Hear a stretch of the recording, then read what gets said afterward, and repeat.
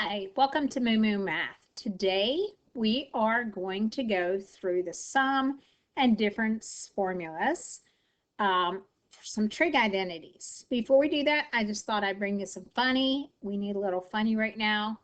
Why did I divide sine by cosine? Just cause. Huh, thought that was funny. Anyway, hopefully you know that identity by now. Okay. Here's our sum and difference formulas. So, what if we need to find the sine of 105 degrees? Well, 105 degrees is not on the unit circle, so we need to come up with a different way to calculate that. And that's why we have sum and difference formulas. So, what we have to do is we have to come up with some way. We could either rewrite 105 as the sum of two values or the difference of two values that are on the unit circle. So let's take, for example, 45 degrees and 60 degrees. Okay, those two have a sum of 105. So we could use that combination. We could also take 105 and make it the difference between two angles on the unit circle. So let's say 150 minus 45. And we know 150 is one of our angles on the unit circle, as well as 45. So that's what we're going to be looking at today. So let's look at our sum and difference formulas. So for sine, if we take sine of 105 minus 45, the A angle would then be 150, and the B value would be 45 degrees. So if we expand that out, we're going to take the sine of A, which is 150, times the cosine of B. Well, B is 45 degrees, minus the product, which we're going to multiply those together, the cosine of A, and A is 150, over the sine of B, and we know that B is 45 degrees. So that's how we would expand the difference formula, using values off the unit circle. So, and then we can just evaluate that, and we're going to do those in a minute. Okay, now the sum formula is very similar to that. Let me grab all this and slide it over. It's sine A cosine B plus cosine A sine B. So everything is the same except for literally the sign. So this is going to be a positive. And how I always teach it is sine's formula is sine, cosine, cosine, sine. Same sign. And that last sign is SIGN, the fact that we're subtracting. Therefore, this is subtracting. And the same with the sum formula. Sine, cosine, cosine, sine, same sign. So that's how you can remember the sine formula. Okay? Now, this one's kind of tricky because we need to talk briefly about the distributive property. So, does the distributive property hold true for functions? So if we have f of x plus 6, is that the same thing as f of x plus f of 6? So if I take a value of x and I add 6 to it, am I going to get the same output as if I evaluate f of x, whatever x is, and then I add the value of f of 6? And I hope you're saying, no, that is not true. So the distributive property, or if we distributed that in, does not work. That's why on this one, the sine of A minus the sine of B is not sine A minus sine B. That would be applying the distributive property to this sine formula, and this is not true. So when it comes to functions, that's not true. Okay, and we can show you with an example. So here's sine of 2 pi thirds plus 5 pi 6. We're going to evaluate it using the sum formula. Then we're going to look at the sine of 2 pi thirds and the sine of 5 pi 6 and see what that is. And we're going to compare them to see if it is indeed true or false. So let's evaluate this using our sum formula. So I'm going to expand this with sine of 2 pi thirds times the cosine of 5 pi 6. And I'm going to add to that the cosine, right, of the first angle, which is 2 pi thirds, times the sine, the sine of 5 pi 6. And let's evaluate that off the unit circle. So if you need to, you can grab your unit circle. We can look at this. Okay, sine of 2 pi thirds, that is a root 3 over 2, times cosine of 5 pi 6, that's right here, and that is negative root 3 over 2. We're going to add to that the cosine of 2 pi thirds, which is negative 1/2.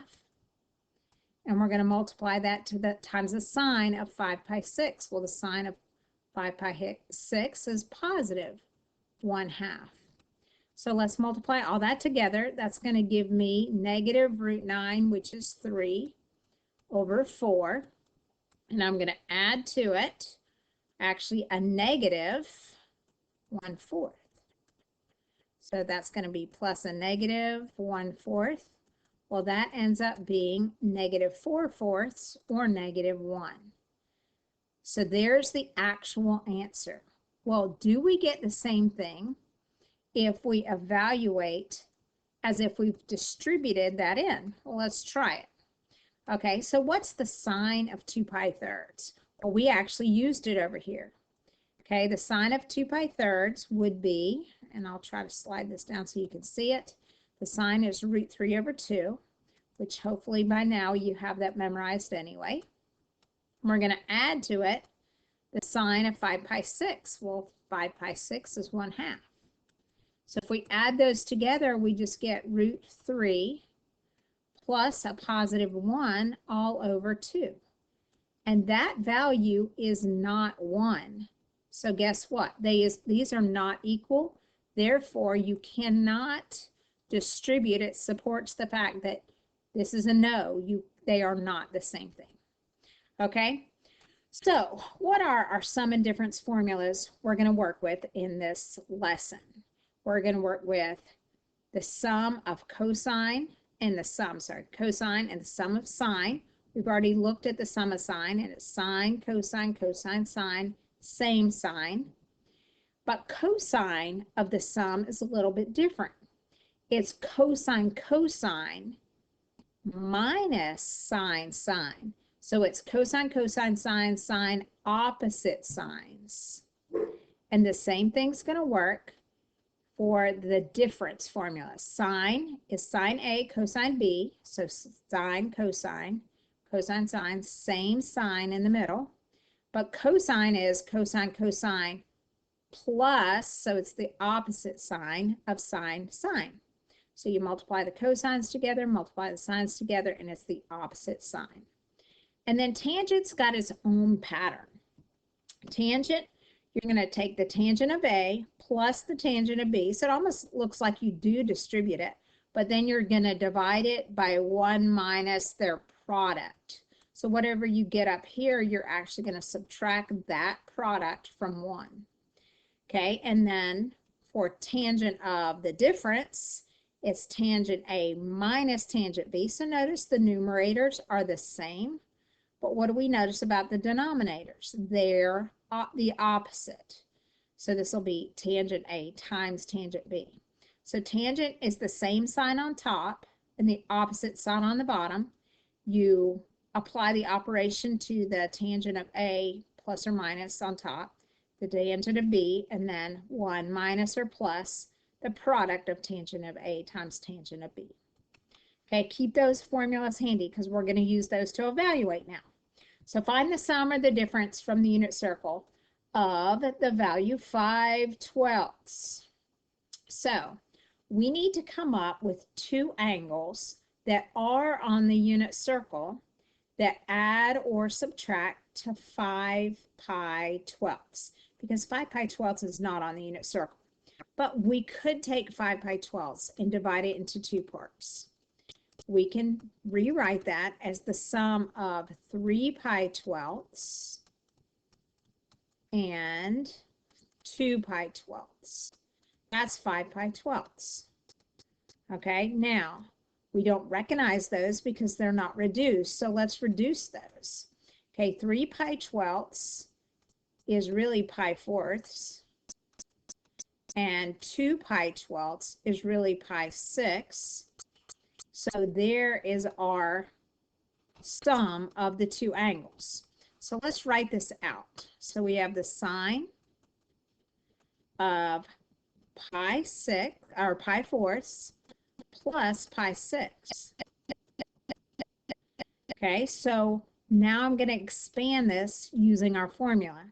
Now sine is sine, cosine, cosine, sine, same sign in the middle.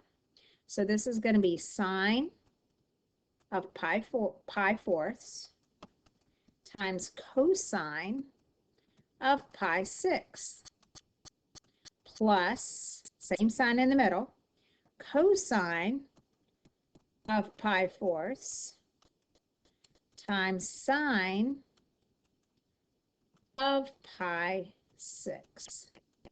Now, let's use our unit circle, if you need it, to evaluate those values. So get comfortable again with the unit circle. Remember a while back I said, it never really goes away. Okay, so here it is rearing its head. So sine of 5/4 is just √2/2. Cosine of 5/6 is √3/2. So the first portion of this is the product of those two values, plus, well, the sine of 5/4 is the same as the cosine of 5/4, which is just √2/2. And then the sine of 5/6 is 1/2. And we're going to find that product. So what is that? Once we multiply and add, what do we get? We get a √6 all over 2 plus a √2 all over, I'm sorry, my denominator is not 2. My denominator is 4. 2 times 2 is 4. Sorry about that. And then √2/4.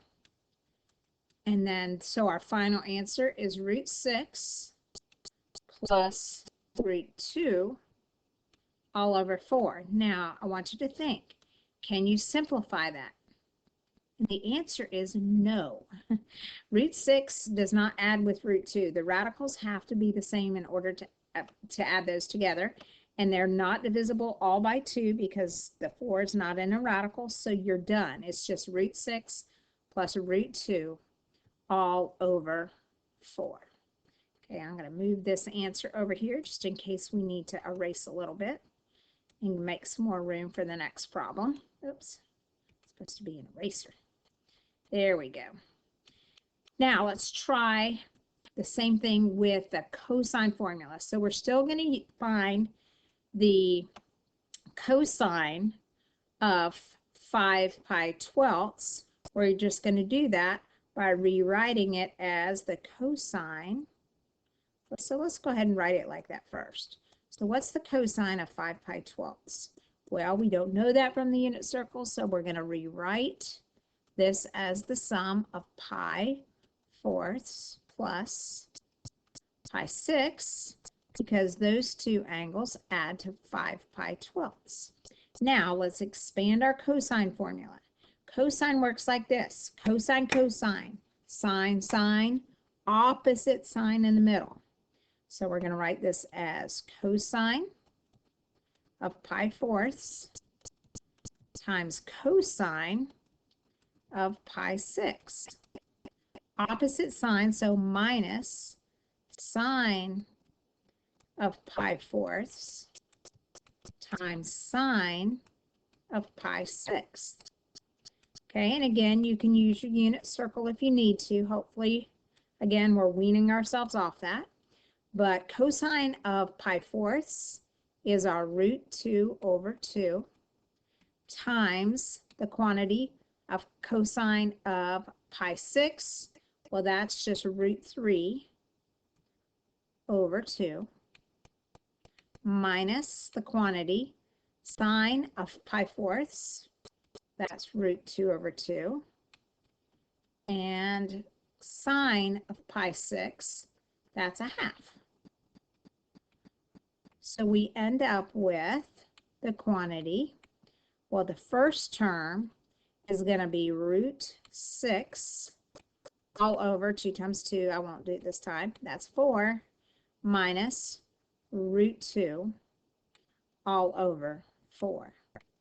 So if we clean that up and just put those together, we're going to get a root 6 minus a root 2 all over the quantity 4. So as we said earlier, we can't simplify that, but I want you to notice these two answers. They're very similar. One's addition and one's subtraction. It just ends up that way. There's always a little pattern to those. Okay, so now let's try the tangent. So we want to find the tangent of 5 pi 6. I'm sorry, 5 pi 12ths. And we're going to rewrite it how? With the sum of the two angles. So tangent of pi fourths plus pi 6. Now our tangent formula is a fraction, so that makes it a whole lot trickier. Okay, so on top, we're going to write it as tangent of pi fourths plus tangent of pi 6. So it looks like we just distributed that on top. And then on the bottom, it's always 1 and then the opposite sign. So 1 minus their product. So this is going to be still the tangent of pi fourths times the tangent of pi 6. So let's see if we can figure this out. So on top, let's go back. What is the tangent of pi fourths? So again, if you need your unit circle, just bring it down. Let's look at it. Tangent at pi fourths, that's, hopefully you remember that, that's just 1. Plus, what else is on top? Tangent of pi 6 right here. Well, we know that's a root 3 over 3. Okay, and then on the bottom we have 1 minus the product of those two. So the tangent of pi fourths is 1 times root 3 over 3. So let's just kind of clean this up a bit.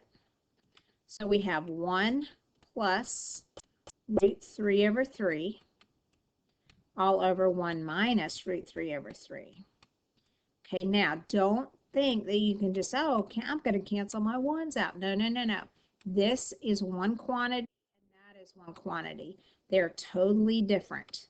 And you cannot, you can't cancel anything out here. We can get common denominators and combine the top and the bottom. So I'm going to now combine the top to 3 plus root 3 over 3. Now, hopefully everybody knows what I just did. I just multiplied 1 by 3 over 3 to rewrite that as 1 and then added the numerator. Then on bottom, I'm going to multiply this by 3 over 3. That's going to give me 3 minus root 3 all over 3. Now, hopefully by now, you know some of the tricks of the trade. When you have the same denominator in the denominator in this complex fraction, these are the same, you can just cancel them out, right? So you end up with 3 plus root 3 all over 3 minus root 3. And often you can stop right here, but I beg to differ, and I like to clean this up, so I do not have a radical in the denominator, okay? if you remember from Algebra 2 how we handled these, we multiplied these by their conjugates. So I'm now going to take this 3 minus root 3 and multiply it by 3 plus root 3. So I can clean that denominator up to a whole number. Okay, I like to do this for many reasons. One, you just need to know how to do that. So it just reviews it. And then you don't ever want to have an irrational number in your denominator, at least at this point in mathematics. Okay, now let's FOIL this all together. So first, outer, inner, last, do all the multiplying. We end up with in the numerator 9 plus 2 square root 3 plus 3, which ends up being 12 plus 2 root 3. Okay, and then on the bottom, we end up multiplying together. First is 9, outer is positive root 3, or positive 3 root 3, inner is negative 3 root 3, so they cancel. That's what a conjugate does, minus the quantity 3. So I get a 6. Now, this looks like we're almost done, but what are we missing? We can simplify this answer. Okay, so let's go one more step and just divide everything by 2.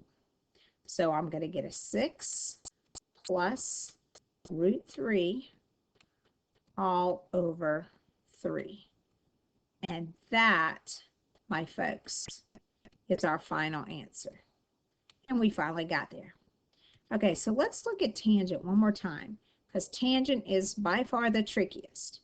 You start with your angle, you rewrite it as the sum of two angles, then you plug it into your tangent formula. Tangent is the sum on top, and since this is the sum is on top of the tangent of the first angle plus the tangent of the second angle over 1 minus their product. Then we plug in. Once we get to here, we just make a complex fraction. So add the numerators together, add the denominators together, and then we just clean it up. So there you go. That's how we work all the way to this final answer. And then, of course, we had to multiply by the conjugate to make it look pretty. So that's just plugging into the values, but there's far more to this concept. We can do identities with these sum and differences. So let's try an identity. Okay, so we're going to verify this identity. And it's cosine of x plus y times cosine of x minus y. Well, what we have to do is we have to apply the sum and difference of cosine into these angles. So I'm going to expand these out. So cosine of x plus y is going to be cosine x times cosine y. Okay, and it's always the opposite sign of sine x and sine y. Okay, so there's my first one. That's the first one expanded. Now let's expand the second one. This is going to look the same, only the sign in the center is going to be opposite, right? So I've got cosine x, cosine y, plus sine x and sine y. Now, once I get to here, what do? Well, we've got two binomials. So what becomes natural here? Well, what becomes natural is multiplying these together, FOILing it. Well, these are conjugates. So you're going to end up first times first and second times second. And then the outer and the inner are going to cancel. So let's just multiply first together. So we're going to get cosine squared x cosine squared y minus sine squared x times sine squared y. There we go. We just FOILed that together, and this is where we ended up. Well, that's not the identity. But is there anything else? Whoops, I forgot my X in here. Is there anything else we know? Well, sine X minus sine Y. Is there anything we could do here? I'm not seeing it. I really am not seeing it. So we're going to come back and visit this in a minute. Okay, so what's the ratio of two sides of triangles? What we're going to do here is we're going to find the cosine of the difference of two angles. When we find the cosine of the difference of two angles, we have to have these angles represented somehow. So what we're going to do is we've got an angle A, we have a ratio provided, and we also have a quadrant provided. So what we're going to do is we're going to draw this triangle in this quadrant. So if cosine of A is equal to negative 8/17, we are in quadrant what? Well, what's pi to 3 pi halves? That's going to be quadrant 3. I'm then going to draw my reference angle. And we know reference angles come out of the origin and go back and touch which axis? The x-axis. So there's angle A. Now, if cosine is negative 8/17, I'm going to label my triangle with a negative 8 on the x-axis, 17 as a hypotenuse, and I hope you know your triple. This side will be 15. Okay, so there's the triangle we're working with based on this angle A in quadrant 3. Now, since this is quadrant 3, we know the 15 is also going to be negative because the coordinates here are negative, negative. Okay, now let's look at the second one. Okay, we're looking at the sine of B. So we have a second angle B. And B, we have to draw it. Okay, which quadrant are we in? We're at 3 pi halves to 2 pi. Okay, that means we're in quadrant 4. Going to draw a reference angle, and what do we know about the reference angle? It comes out of the origin and it touches the x-axis. So there's angle B. Now, the sine is opposite negative 4, hypotenuse 5. Now, hopefully you recognize this triple, and we know that this direction is 3. Is that a positive 3 or a negative 3 in quadrant 4? Well, we know that's a positive 3 because it's the positive direction, positive x direction. So now that we've got the triangles drawn, the next thing we're going to do is expand this out. So for cosine, we need to know that it's cosine A, cosine B, opposite sign, so plus sine A times sine B. Now we're going to use our triangles to evaluate all of these. Okay, so let's start with the cosine. Cosine of A. Well, cosine of A was actually given to us. It is negative 8/17. And that makes sense because it's adjacent over hypotenuse. We're going to take that and multiply it by the cosine of B. Well, this is B, and what do we know cosine is here? Adjacent over hypotenuse, so 3/5 plus sine of A. So we're going to go back to the first triangle because that's angle A. The sine is negative 15/17. And we're going to multiply that by the sine of B. So go back to the B triangle. And sine of B was given to us. It was negative 4/5. And there we go. Now we just need to clean this up. So, whoops, I'm not quite ready for cosecant yet. I'm going to multiply this together, and I get negative 24 on top in the numerator, and 5 times 17. 5 times 35, carry the 3, so what's that, 85? Okay, 85 plus, and then a negative times a negative is a positive, and 4 times 15 is 60 over, and then again, 17 times 5 is 85. And now they have a common denominator, so all I have to do is subtract. And 60 minus 24, that's going to give me 36/85. And that is my final answer. That's the cosine of A minus B. Wow, that's a lot.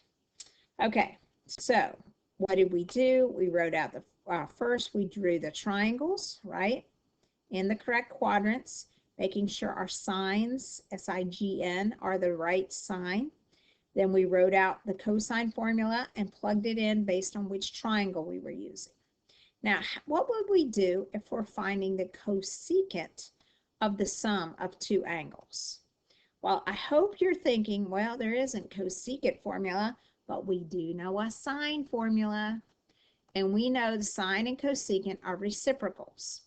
So what we're going to do is we're going to evaluate this as a sine, as a sum of two angles of sine. Then we're going to take the final answer and we're going to find the reciprocal. So let's write out the formula for sine. It's sine A times cosine B. Same sign, so adding cosine A times sine B. So it's sine, cosine, cosine, sine, same sign. Now, let's go back up and evaluate. So the sine of A, here's the A triangle, and the sine is negative 15/17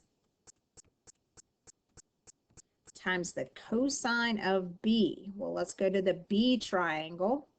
Mind the cosine. The cosine is 3/5. So times 3/5. Plus the cosine of A. Let's go back to the A triangle. Cosine is negative 8/17. That was given. Times the sine of B. Sine of B is negative 4/5. That too was also given. Now, let's just evaluate or simplify those. And that's going to give me negative 45 over 85 plus two negatives make a positive, so 32 over 85. Same denominator, so that makes it nice. What's our difference? It's 13, so negative 13 over 85. And that right here is my sine of A plus B. Now, we didn't want the sine. What did we want? We wanted the cosecant. So what are we going to do? We're going to take its reciprocal. So the cosecant of A plus B would then be negative 85/13. And there's our answer. So yes, I have the negative with the 13, and you can write it as 85 over negative 13. But typically, we just keep the negative with the numerator up top because the term is negative. That's just a term. So there we go. And that's how you'd evaluate those sums. Okay. So this is actually a step back, makes it a little easier. Can you do this? Do you recognize that word? Can you do it backwards? Yes. Can you do it backwards? This is the word backwards that's written backwards. Can you do this backwards? In other words, can you look at an expansion, decide which equation it is? Is it the cosine? Is it the sine? Or is it the tangent? Do I add? Do I subtract? What would it look like? Okay, so let's look at the first one. We have cosine 30, cosine 225 minus sine 30, sine 225. Well, is this the cosine or the sine formula? And I hope you're going, oh, cosine, cosine, sine, sine, that's the cosine. Yes, indeed, that is cosine. But when you expand it, it's always the opposite sign. So we're going to end up adding these two angles together. So 30 plus 225. That just adds to, what's that, 255? 255. So really, what are we evaluating? We're evaluating the cosine of 255. That's all we're doing. We're looking at the formula, seeing if it's the sum or the difference, and then like squeezing it back together and deciding what it is. So let's look at the second one. The second one is sine 60 cosine 150 minus cosine 60 sine 150. Okay? Well, looking at this, we know it's the sine formula. So sine keeps the sign. So it's going to be A minus B. Don't be tricked. Be very careful. This is the sine of the A angle. Angle A is 60 minus 150. And sine keeps the sign, so we are indeed going to subtract. We're going to subtract those two, so it's going to be the sine of 60 minus 150. That's negative 90. So, yeah, it's okay that it's negative. That's okay. Okay, so that's where this one comes from. Okay, now let's go back, do a little erasing so we can look at this last one and have our formulas right here on the same page. Now we need to look at this last one. First, is it a sine or a cosine formula? Cosine, cosine, sine, sine. I hope you're going, oh, yeah, that's cosine. Okay, cosine, and that's going to be, the two angles are 60 and 45. Now I want you to think, okay, cosine, it's addition here, but what do we know about cosine? It's always the opposite sign, so we're going to subtract. So 60 minus 45 is cosine of 25 degrees. Bingo, right? No, 15 degrees. Yeah, it's just 15 degrees. 60 minus 45 is 15. So it's a cosine of 15. So you could evaluate the cosine of 15 with this expansion. And there is our answer. And that's all we're looking for, is to condense it back together. Now, verifying a second identity. Let's go ahead and try this one. I really like these. These expansions make a little more sense. Okay, we're going to verify this identity by expanding a sine and by expanding a cosine. Okay, they're both the difference, but we know that sine will keep the negative and cosine is going to change that to a positive. So let's expand these. Okay, sine of x times cosine of pi thirds. Same sign, so minus cosine pi thirds times, cosine of x times sine of pi thirds. Okay, we're going to take that, we're going to add to it this expansion. This expansion is cosine times cosine. So cosine of x times cosine of pi 6. Now we need to change this sign. So it's going to be another addition sign. Sine of x times sine of pi 6. Now, let's evaluate the ones we can. We know that cosine of pi thirds we can evaluate. Sine of pi thirds, and then cosine of pi 6 and sine of pi 6. All those can be evaluated. So we're going to have a coefficient that's then going to go in front of this. So what is the cosine of pi thirds? Well, that is a root. Cosine of pi thirds is a half.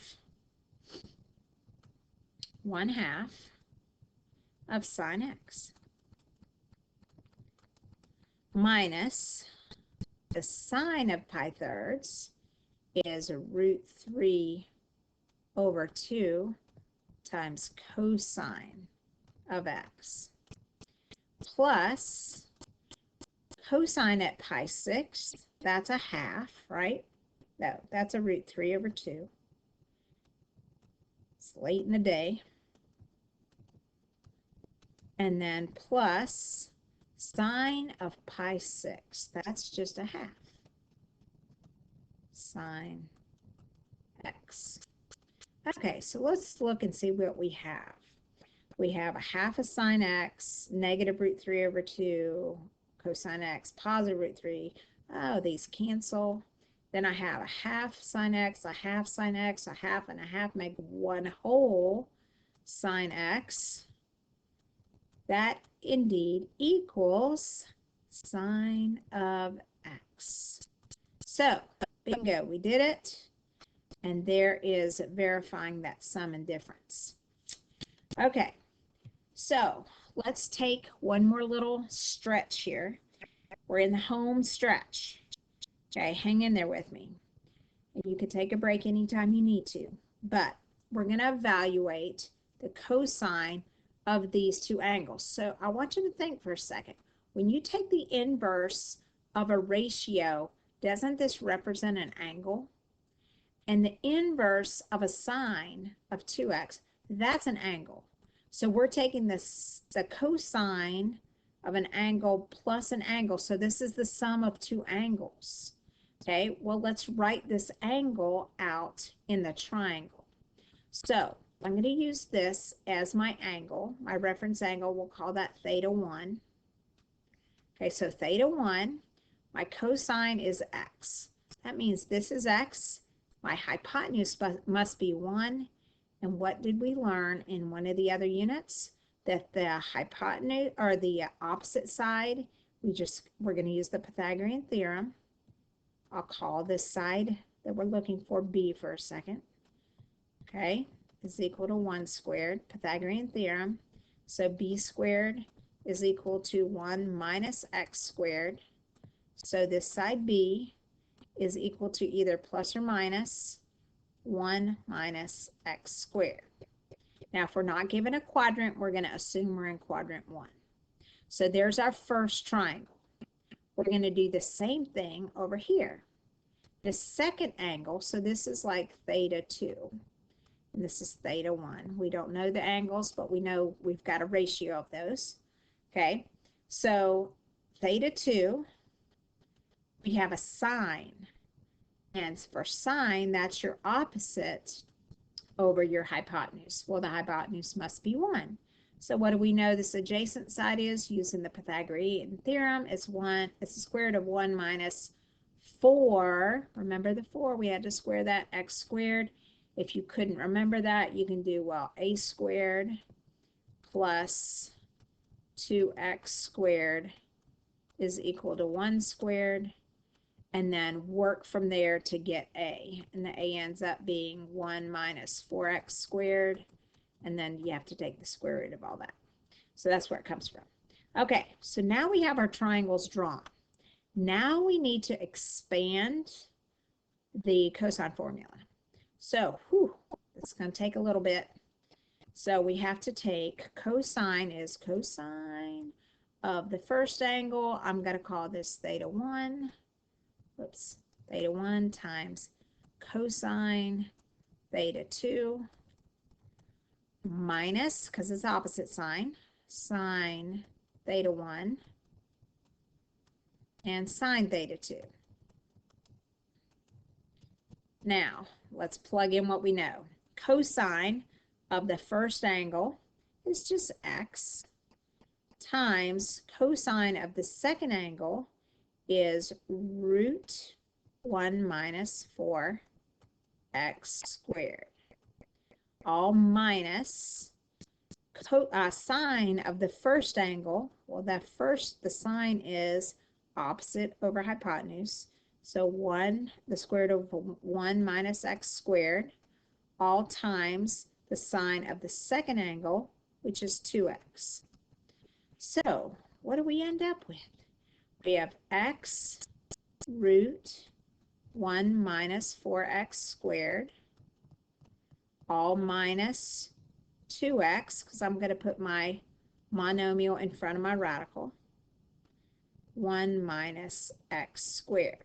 Now, the radicals don't match, so we're done. That's all you can do. That's as far as it will simplify. And that is the cosine of these two angles, the sum of these two angles. There's our final answer. Kind of crazy, isn't it? Okay, so we've done all kinds of stuff. We've done verifying, we've expanded those formulas. Now let's use expansion to solve. Whew, we're going to solve it now. So we've got this equation. We're subtracting a sum and a difference to get root 3. So guess what we have to do? We have to expand both of these out, collect our like terms, and then evaluate. So let's start expanding. Sine we know is sine, cosine, same sign, so we're going to add cosine and sine. Okay, so first half, we're done. That's the first expansion. Then we're going to subtract the second whole expansion. Well, this one's sine x cosine pi halves. Same sign, so minus cosine pi halves sine x. So that's a lot of stuff. And then it's all equal to the square root of 3. Now, let's evaluate what we can. Well, we can evaluate all the ones that are sine and cosine of, I've got that last one backwards. Y'all didn't catch me. Let's fix that one. So this is going to be cosine x sine pi halves. See, when I'm not in the classroom, there's no one to catch my mistakes. Okay, so now let's evaluate the 4 terms we can evaluate. Well, what's cosine of pi halves? Well, that's 0. So we've got sine x times 0. That's just gone because that's 0. And then we have cosine x times sine at pi halves. What do we know sine at pi halves is? 1. So 1 times cosine x is just cosine x. Well, that turned out nicely. This whole side ends up just being cosine x. Now we're going to subtract this entire quantity, so we have to be careful. Sine x of cosine of pi halves. Well, didn't we just say cosine of pi halves is 0? So this part is gone. And then we have minus cosine x times sine of pi halves, which is 1. So we have a negative cosine x inside here. Okay, so what have we actually got left? We have cosine x minus a negative cosine x. Well, that double negative is just a positive. So that's going to be cosine x plus cosine x. And let's bring down our radical 3. I forgot to do that on the last line. Let me go back and be a good math teacher and do that. Okay, so what does that give us? That gives us 2 cosine x's is equal to root 3. Divide both sides by 2. So where is cosine x root 3 over 2? Ah, well, on the unit circle, we know that's the long one here, and it's the long one here. So guess what our 2 answers are? Pi 6 and 11 pi 6. And those would be the 2 answers on the intervals 0 to 2 pi. Now, if we wanted general solutions, remember we're adding to those a circle. So we would take pi 6 plus 2 pi n and 11 pi 6 plus 2 pi n. And that would be our general solutions. Now, we were asked for just those on the unit circle, so these are the only 2 answers on the unit circle. So, are we ready? Ooh, that was a lot. So, Main thing, read the problems really carefully. Make sure you know what you're answering. We're going to work on Unit 7, Worksheet 1 and 1A. The only reason I have them separated is the 1A comes out of the textbook. It's got textbook pages. So if you need to look up some more examples of sum and differences, use the online text to help you. That can supplement the videos if you need some more help. So all we're going to do is sum and difference formulas today and tomorrow. Kind of get started on these before we take a break. So let me know if you need help, and thank you for watching.